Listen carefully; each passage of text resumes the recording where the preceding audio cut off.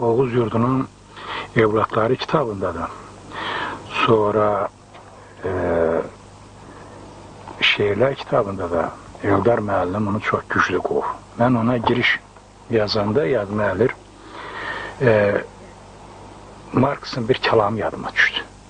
O vaxt Marks yazır ki, Yunan milli mədəniyyətinin, Yunan incəsənətinin əsasında Yunan əsətirləri dayanır.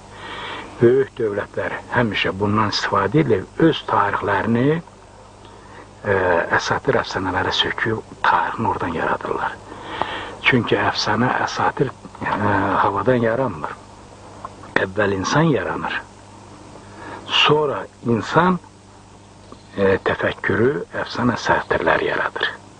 Bax, bu mənada mən xeyla fikirləşəndən sonra belə qərar aldım ki, niyə böyük dövlətə deyək ki, Rusiyadır, Almaniyadır, Fransadır, öz tarixini əfsanələrdən, əsatirlərdən başlayıb tarixini qura-qura gəlir.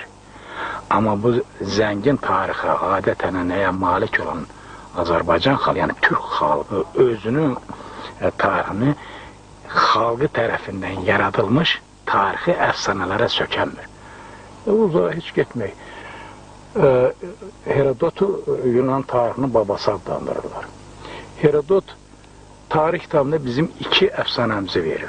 Aztek əfsanəsi, bir də Tomris əfsanəsi.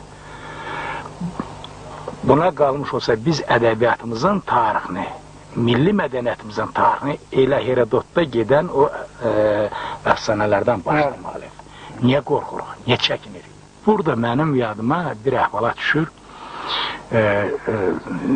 Göyçü ilə bağlı bir tarixi vayığa, əfsanə deyək, əsatir deyək, nə deyir? Əslində bu əsatirdir, çünki tarix yaradan elə həmən əfsanələrdən başlanıb gəlir. Orada deyir ki,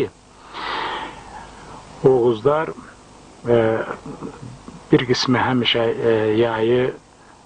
yaylaqda, qışlaqda olarlarmış, azıqa hazırlarlarmış, sonra gəlib yaylaqdan arvad uşağını köçürüb gedərlərmiş qışlağa.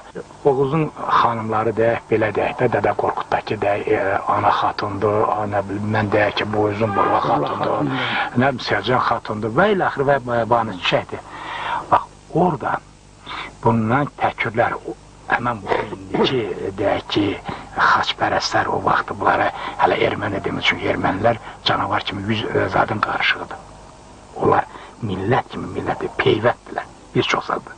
Onlar eşidirlər, gəlirlər, istəyirlər ki, Oğuzun arvad uşağını qırsınlar, onlara sataşsınlar. Oğuz xanımları Cəngici dala qalxır, bunlarla döyüşə 7 gün döyüş gedir. 7 gündə Oğuz xanımları Göyçə gölünün ətrafında onları kırırlar. Onda vaxt Göyçə gölü hələ yox imiş. Yaylaq imiş, kırırlar və Oğuza xəbər çatır ki, bəs bilməzsən, dağda bu oyunlar gedir. Bax, burada deməli, Oğuzlar gəldi, gördü qarğa quzun, yaxınlaşdılar, gördülər ki, ölən hamısı təkirlərdir. Yəni, bu gavurlardır. Arvadlar ərlərinin, alpərlərinin gəldiyini görəndə o qədər ağladılar sevincindən, bunların gözündən axan yaşdan Göyçə gölü yarandı. Və bu Göyçə gölündə də kimsəymiş, ona qılınç batmazmız, nizə batmazmız, onun güclü səsi olarmış, şair olarmış, aşı olarmış, nərəsi olarmış. Və rəhmətli dədəmiz Ələskər ona görə götürdü, buna binən bir Göyçə gülü yarattı, hava yarattı. Göyçə elini Oğuzlar yarattı. Oğuzlardan sonra gələn Oğuzun gözəl şairi, alpər şairi yarattı Göyçə gülü. Və bugün də o oba ki, indi biz onun haqqında şairədən söhbət açırıq, nə qədər şairə yedir.